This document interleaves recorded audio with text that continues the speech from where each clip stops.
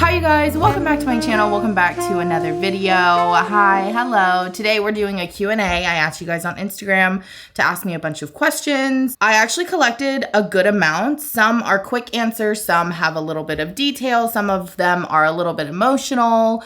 So I just thought I would go through all of them. But before we get started, I want to thank you guys so much. I hit 70,000 subscribers. You guys are constantly my biggest supporters. I wouldn't be doing what I'm doing if it wasn't for you guys, because there is no platform if you did not give it to me. It's a really surreal kind of feeling, like 70,000 people are subscribed to my channel. That's so weird. You guys are the ones that constantly support me and push me and motivate me to be better. So thank you guys so much. I'm gonna pull up my questions here on my phone and sit them down right here. I wrote them down. I also kind of brainstormed some of the answers because some of them were really good answers and I wanted to make sure that I wasn't going to half-ass my answers. So I wanted to put like really good thought into them. Some of them are just mindless. For the deeper questions, I had to definitely think. But starting off with the first question, who are your favorite Korean mukbangers? I think Poki's obviously one of mine. I love Nado. Nado's probably the only one that probably talks a little bit more than a lot of other mukbangers, and I can tolerate it because she's just so cute.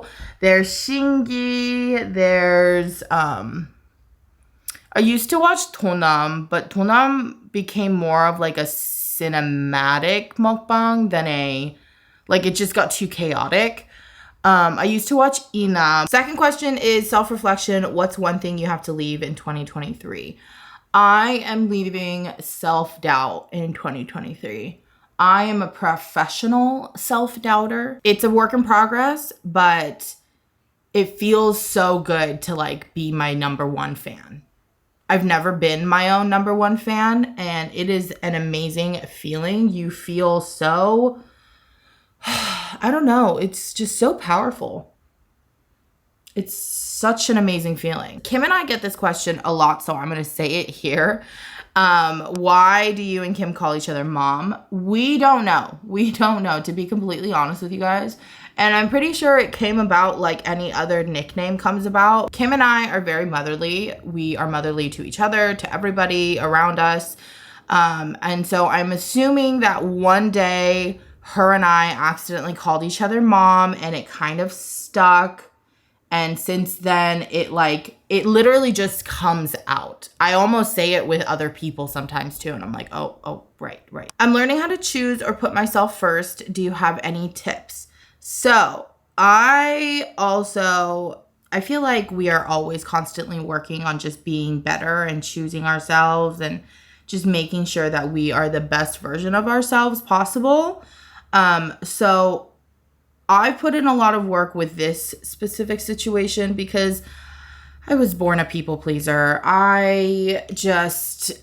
The joy of making other people happy was so much to me, and I don't regret it. I was a great person. I had great intentions. It was never bad. However, it does eventually start taking a toll, I think, on your mental health. You're kind of like, wait, not everyone would bend their backs for you. Why are you doing it for them? So one of the habits that I created for myself is, and it's a very hard habit. And sometimes I still struggle with it, but it's almost like a little voice in my head right before initially doing or saying anything. Does this situation genuinely make me happy? And I'm talking in all aspects here. Like I'm talking, does it physically make me happy? Does it bring me joy?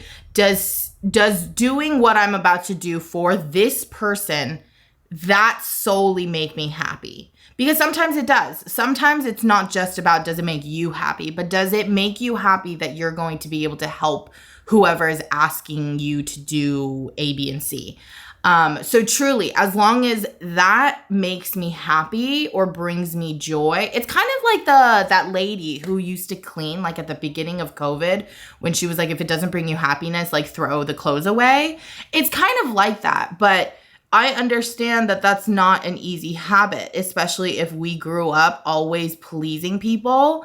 That's not easy because we are just yes people. We are like, oh yeah, I can do it, but we don't realize our energy is Our energy is so important, and I used to not preserve my energy, but now I'm all about it. So just always remember that you are the most important person that matters in that situation. If you have anything to do with the situation, you are the most important.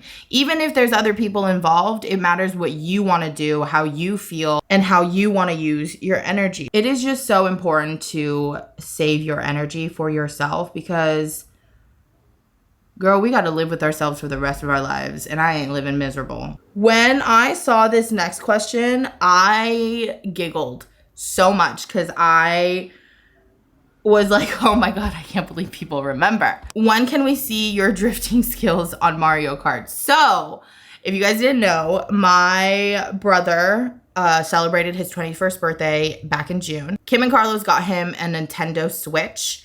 And the first game that he bought was Mario Kart. I did not grow up playing games, like at all, you guys. I have no hand-eye coordination for games. I did have a Game Boy and I was very good at Super Mario's or whatever that was called. But I'm just never a game girl. So when he got that, I learned that the Switch, obviously the two sides come out and you can play 2-player. And so I remember him being like, do you want to try? And I was like, yeah, like I'm a little curious. Like it is Super Mario's and it is like my childhood. So let me try. Horrible, you guys. Horrible. So anyways, we spent the whole summer, or I did. I spent the whole summer while he was on summer vacation, basically training. Like every day I would play a few games to make sure I could do this because I wanted to beat him. Mind you, my brother's been gaming his whole life. So finally, I think I left off on 100cc and I was really good, you guys. Really good. Like I was getting really close to my brother. I was always right behind him. Like every so often in the 4 rounds, I would get him in one of them. Like I was getting really good. He went back to school and we stopped playing. And yeah, so I have lost all my skills. Actually, a couple days ago, he came in here and he was like, hey, I'm going to play. Do you want to play? And I was like, sure. You guys, 50cc was hard. Okay, you guys, I have to finish getting ready because if I don't stop talking right now, you guys know me, I'll just keep talking. So I will answer some more questions in a little bit. Okay, you guys, let's answer some more questions. I have Clem here. She's probably going to move in a little bit, but let's see how long she stays. Are you going to start running? If you do it, then I def will too. I thought that was really funny because I think you should start and then you let me know how it goes. I do want to start running. I really do. But can you guys still see me? But for the sake of my body and my joints, I physically can't just start running. So I'm going to start really slow, like you guys said on my Instagram. Start off really slow. I'm just going to kind of do outdoor walks, like long outdoor walks, and then extend it and see how it goes from there. How do you deal with heartbreak? My boyfriend broke up with me. I am so sorry. I feel like that's gotta hurt. And depending on how long you guys were together and all of that, I know it is going to be really hard to cope with, especially because being heartbroken and being broken up with are like 2 different things, I feel like. The only advice I have really is to make sure you are spending your time with people who matter, like who truly make you happy. Don't talk about the breakup. Don't dwell. I mean, I don't know where you're at. Like, I don't know if it's just happened. I don't know if it's been a while, but give yourself some time to cope with it. And then after that, hang out with friends and family or people who make you genuinely happy. I'm sure you're probably like, this is all I think about. Like, how can I not think about it? But you have to get in the habit of not thinking about him because that's all you've done for however long you were with him.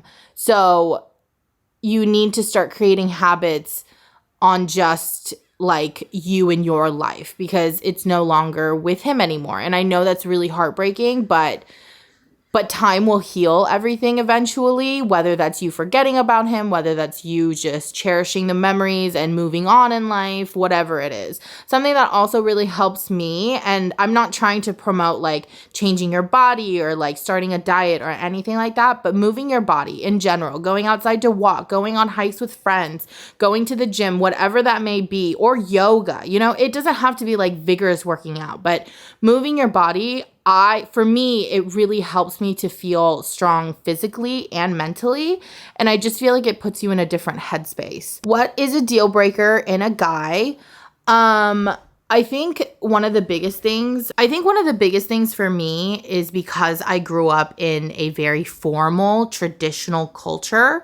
I feel like American cultures kind of take from different cultures, and that's what American is. And I am very American, don't get me wrong, but my family is very Korean. And if you can't show respect towards that, or even the people that are in my life, because a lot of the people that are in my life have very traditional cultures as well, whether that's Vietnamese or Mexican, or even my family members who are Korean, that would be really hard for me if he is very rude or can't understand that it's a different culture. Another thing is the way that he talks to people would probably be a deal breaker. I feel like that's pretty obvious though, but that's because I have an extremely like sensitive thing with tone. Like I can sense a person's tone changing like a notch. So I would be extremely irritated if I noticed a tone issue with him and the way he talks to other people. And then if he doesn't like Clementine, like if he thinks that Clementine is annoying, and I know Clementine's annoying. So once you're in, you can say she's annoying. But if you can't say she's annoying while loving the literal crap out of her, then that's not going to work for me. Are you still meditating? I am not, and I really need to get back. And that question alone really sparked like I need to start meditating again, kind of like signal to my brain, because I feel like I've been starting to feel extremely burnt out. I don't know what it is. I can't necessarily put my hand on it, but I just feel like I feel burnt out, but I also feel extremely anxious these days. I don't know why. This next question, I am being a smartass by putting it in here, but I got a few questions asking if I was doing Vlogmas. I don't know if you've noticed by now, but I am doing Vlogmas. Hi, hello. This is the 7th video of Vlogmas, because when you're seeing this, this is December 7th. Hi. I can't believe it's already...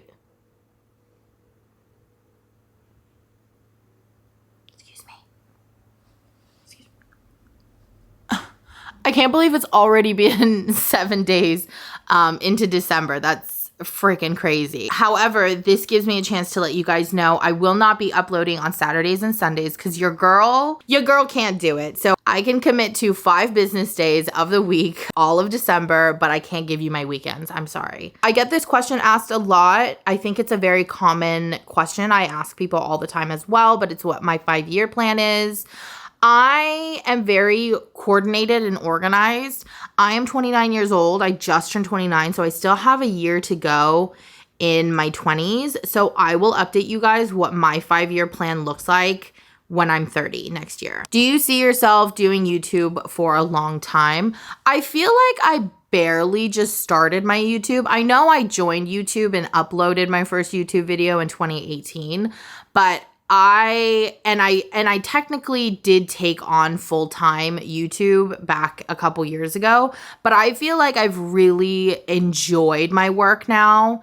And this past year, I feel like I'm finally like stepping foot into the content creation and just accepting all of it, flaws and all. So I feel like I still have time with YouTube. I'm growing my space. I'm still trying to figure out where I belong in my world, or maybe I am exactly where I'm supposed to be. But I would like to stay on YouTube for as long as I possibly can, and then hopefully be able to create a business and, grow from there. I'm sitting at my desk eating some grapes.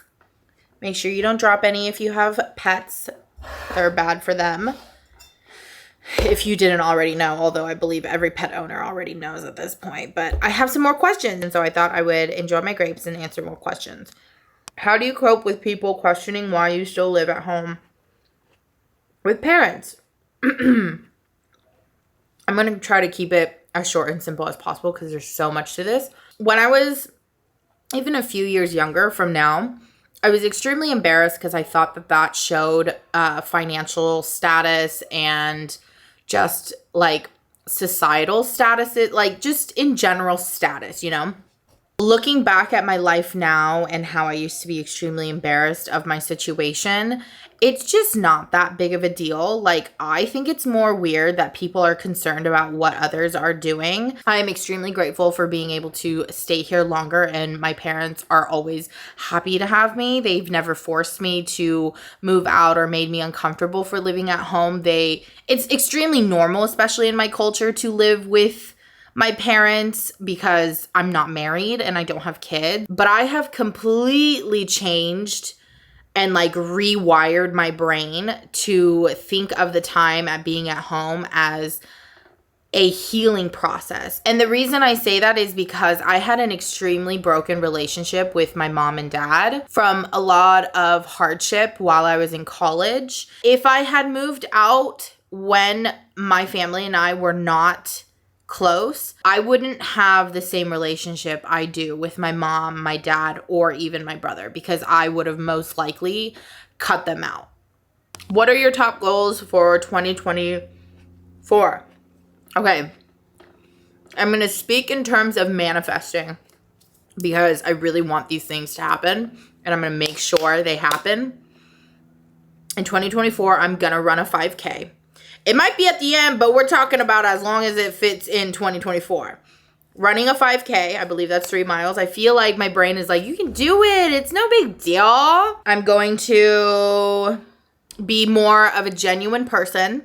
I feel like I'm very caring and very genuine, but because I've tried to get in this habit of like being a badass and being like me, I just want to get in touch with my genuine side again and be like, okay, you know, it's all about you, yes, and it's like you can do whatever you want to do and all that stuff, but still be a genuine person. And I feel like it's really important to constantly remind yourself, like, okay, we still can be genuine. We can still be soft and kind, and because those are all different, you know? Just because I'm working on myself mentally doesn't mean that I need to be an asshole to anybody else. I'm gonna travel. I already had that planned. I think the next place I'm most likely going is probably New York to see my cousin. And then I really want to go to Joshua Tree as well. I don't know when that'll happen, but I would love to go with Clementine, make it like maybe a solo trip. I'm not too sure. I'm a little skeptical and scared about that, but we'll think about it. I am just gonna continue my work on YouTube and hopefully just become more and more creative and indulge myself in work. And then last but not least, focusing on my health and wellness, whether that's just learning to keep falling in love with myself, protecting my energy, physically taking care of myself, just all of that. In what ways has Clementine changed your life? I think one of the biggest things that Clem taught me is patience. I don't have a lot of patience. It's very interesting because I feel like I can say I'm a patient person to everybody else outside, but truly, like deep down who I am, I'm not patient at all. I do not have an ounce of patience. Everybody is in my way at all times. It's not fast enough. It's not up to par. I'm always judging that because I don't have patience. And let me tell you, it runs in every Korean's blood. It's a thing. Another thing that she has taught me is just compassion. I knew I was always a compassionate person, but really learning about her and seeing her struggle to feel loved really helped me learn compassion. And obviously it taught me responsibility. I was always responsible with myself, but I never was really responsible of anything else other than my belongings. But she is like a physical living being. She, you know, she has feelings. She has health that we got to worry about. Like, she is not a human baby, but she's my baby. And then of course she has brought me so much comfort. I went through phases of life where I always felt like I was alone. Like, I feel so lonely. And And it's not a great feeling. I don't know why. I don't know if it was because I felt like I loved really hard and nobody ever loved me back like that. You know what it is? I always said this. I said, I've never felt wanted. And it's a horrible feeling if you know the feeling. But even though it may not be romantically or physically from human to human, she unconditionally loves me. And it is, sometimes I take advantage of it. But when I remember it, I'm like, wow, like I can do nothing wrong. In her eyes, I am perfect. I am everything. I am more than enough. Like that's, oh my God, I'm gonna cry. Okay, that just got really like emotional for no reason. So we're gonna move on to the next question. Feeling like me and my best friend are drifting. What should I do? First of all, I am so sorry that you are feeling that way, because that's a shitty feeling. I've felt that before and it is a horrible feeling. I think the first thing is you should 1000% confront her, because there could be a miscommunication that's going on.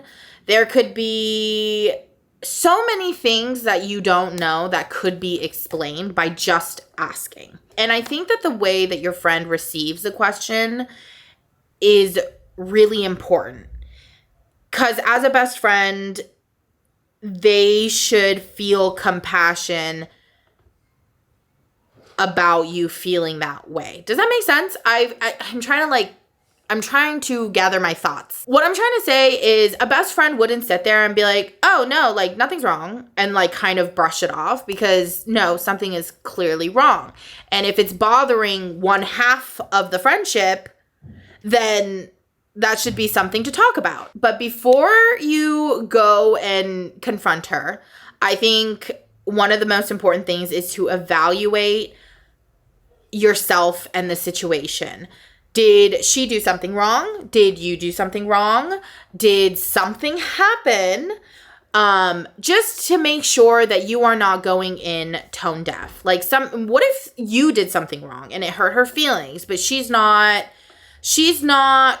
confident enough to share that with you, so she's keeping it to herself, but it's causing distance? Or what if you know what I mean? There's just so much, I can only say so much because I don't know what's happening. But that's the first thing I would do. I would bring it up and be like, yo girl, like something's wrong and it's really been bothering me, and it could be nothing, but I just want to know because you're important to me and this is something that's been bothering me. And then she will help you, figure that out. And if she doesn't, maybe she's not a great friend after all. I have to film with the tree at least once while it's lit, because look at it. Look how beautiful she is. Anyways, we have another set of questions. This is the second to the last set. Would you ever consider getting a second dog? Do you think Clem would adjust? So I have a lot of different ideas when it comes to this question, because I've thought of a million different situations. Ultimately, though, the one that I want to happen the most is no. I don't want a second pet. I don't want Clemmy to have a sibling. And that's not because it's like selfish for me. It's more so because I'm protecting Clem. Now, I'm not going to say this because I want you guys to think like Clem could never get along with another dog. I have heard countless amount of stories of rescues or just dogs in general who like was an only child, and you thought that they were going to be a certain way because they hate every other dog, but then you got them a sibling and then they love their sibling and they get along great. And I hope that if my timeline changes, which it most likely will, but in a perfect world, I wouldn't get Clemmy a sibling because Clemmy can live with just me. The attention just from me. Back to what I was saying. No, I don't want to get Clemmy a sibling because I feel like if I can give her all my attention without dividing it with anyone else, I just feel like she would live such a happy, more than happy life. But obviously, I don't have control over that. Sometimes there are just situations that happen, and sometimes I can't help the fact that, like, yeah, maybe I do want a second dog. And sometimes I do hope that Clemmy could get along with the second dog. And who knows, once I'm out of the house, you guys, I'm going to have to leave her while I go to the grocery store or market Same thing, Michelle. Or the gym or whatever it is for like 30 minutes most. And I'm still going to feel really bad. So I'm going to want to get her a sibling. So I don't know, but that's my thought process. Do you have a hard time putting your own feelings first without feeling guilty? This is kind of a similar question from what I answered earlier. But yeah, of course, it naturally happens. I feel like a failure. I feel like they don't like me and I feel like I'm letting them down. Now, I feel like now I don't feel as bad. I don't know. Like, I'm good. If you don't like me, then not my problem. I don't know what to tell you. Ooh, I am very excited for this question. Are you going to start filming Tell Me More videos again? So the other day, I have an email for Tell Me More. If you guys aren't familiar with Tell Me More, because I have a lot of new subscribers. Tell Me More, also known as TMM, is a little talk show that I used to do. If you guys go back in my old videos, I used to do it. I used to just sit and talk and talk and talk and talk and talk. And a lot of you guys really loved it. I loved it. I really, really did. But it's a little bit of a teamwork kind of situation. I can, of course, sit there and talk about my life, but I didn't make Tell Me More to talk about my own life because that's what I already do with the rest of my platforms. Tell Me More was more so to get you guys to talk. I wanted to know more about you, and I got to share your guys' stories, your hardships, whenever you wanted a friend's opinion, whenever you needed help making a decision, just, you know, it was kind of like we were all getting together for wine night and each of our friends were telling us their problems and we were sitting around and we were giving our feedback and it was just supposed to be empowering. Eventually, I took a break from Tell Me More because I selfishly did not feel like my setup was the way that I envisioned my Tell Me More setup. I don't know if you guys will understand what I mean by that, but there was just a way I envisioned it and I was really upset and I was just extremely disappointed that it wasn't to my expectation. So I kind of let go of TMM, but I'm not kidding you guys. I miss Tell Me More so much. It was one of my favorite videos. I may not have gotten a lot of views on it, but just the interaction, the comments, and just the community. And every time you guys bring up Tell Me More, I'm always like, I know, I want to do it again. But the reason why I'm saying this is I actually got an email very recently and she needed our help. She needed our opinion. And when I read the email, I was just like, wow, I genuinely miss Tell Me More. Like, I miss talking to you guys on there. I miss it so much. It is one of the things that brought me the most joy on my channel, and that's a big deal. So with that being said, I would love to continue Tell Me More, maybe starting the new year. However, it's kind of like a teamwork situation without your guys' input and emails and stories and things like that. I don't have much of Tell Me More. It's really a group project here. I can't do it alone. I can sometimes do it alone, but it's not the same, you know, because it's not just about me. It's about all of you guys. So if you guys are interested in Tell Me More, I would love to continue starting the new year. Please send your emails of anything, you guys, anything. If there's something you guys want to share, if there's something you need advice on or an opinion on or anything.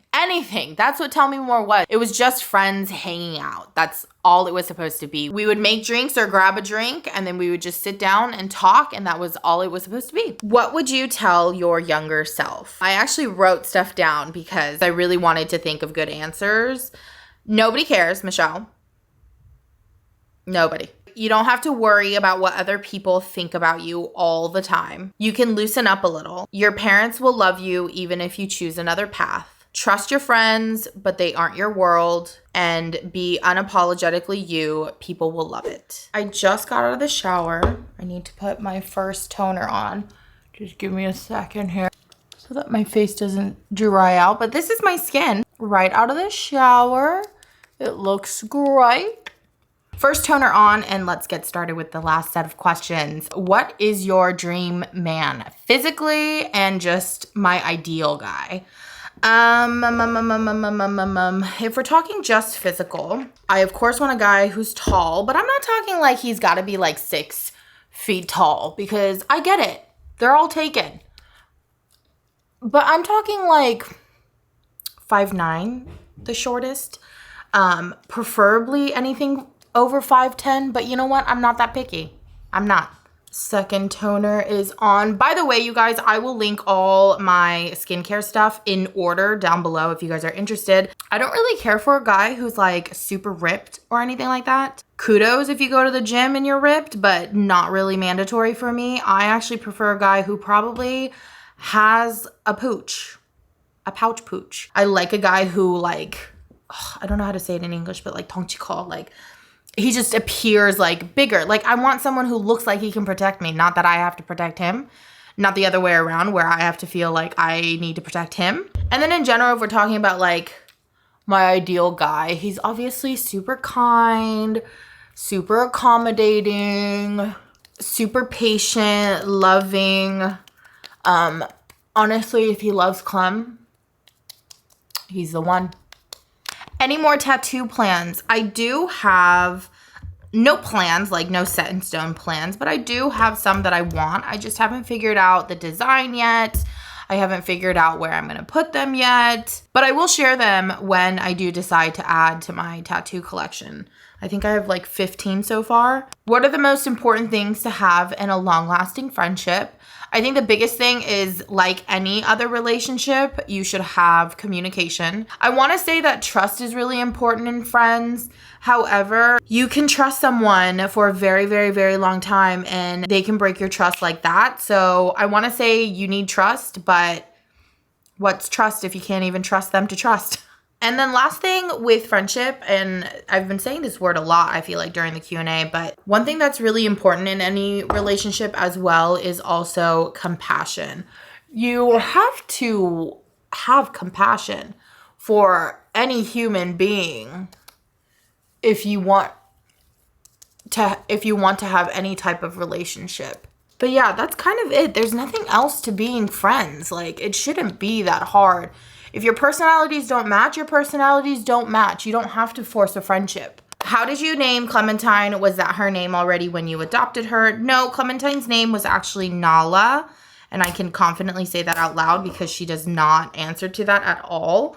If I say it loud enough, she'll obviously be like, what are you talking about? And look at me, but she doesn't answer to it. I think it's so funny because every time I hear the name Nala, I always associate with a bigger dog because I feel like I've run into so many dogs named Nala that are like pit bulls or just a bigger breed. I've never met a tiny Nala.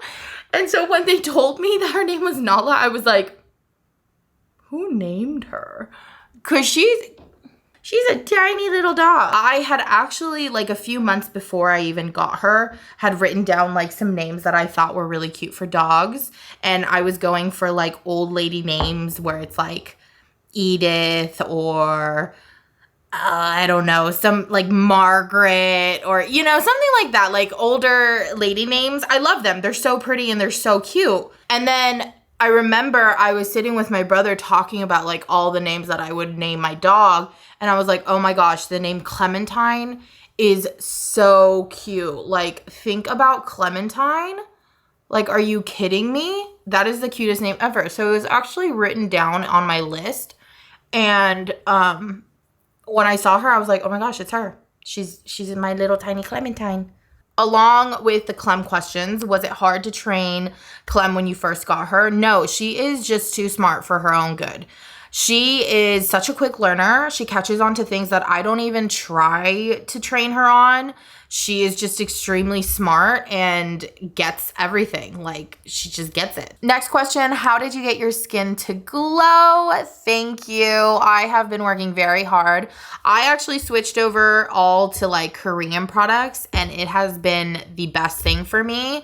I still struggle with adult acne. I think it's just a part of me. Like, I don't know what I'm supposed to do. I can obviously go to a doctor, sure. It's been a very long time since I entered a dermatologist's office ever since the last time I was traumatized. So, I've been working on it myself. Majority of it is because I have just learned more about my skin, learning how to hydrate it properly because I used to dehydrate the living crap out of my skin because I thought that's what acne was all about. And then I learned that my face was getting oily, which produced more acne because it was overcompensating for the fact that it was so dry. How's dating? Using any apps or just waiting till it happens? I am not on any dating apps. I'm not really interested in dating right now, to be quite honest. It's a very refreshing feeling because I'm so sick and tired of dating. But I'm also not against dating. So if it happens, it happens. If it doesn't happen, it doesn't happen. I'm just kind of winging it. Do you and Kim pay each other to be on each other's channel? No. We are best friends doing what we love, and it's just not that serious. Last question, do your parents pressure you about marriage? Luckily, no. And I don't know what it feels like to be in a family where they do, but I'm sorry if they are pressuring you. But no, my parents do not pressure me at all. My grandparents don't even pressure me. They've never really asked me at all. They don't really care. That is all the questions that I picked out. I hope you guys enjoyed this video. I know it was very long, very detailed. Hopefully it was very insightful or entertaining. I hope you guys got to know me a little bit more. Make sure to give this video a big thumbs up, comment down below, and subscribe to my channel if you haven't already. And I will see you guys next time. Bye.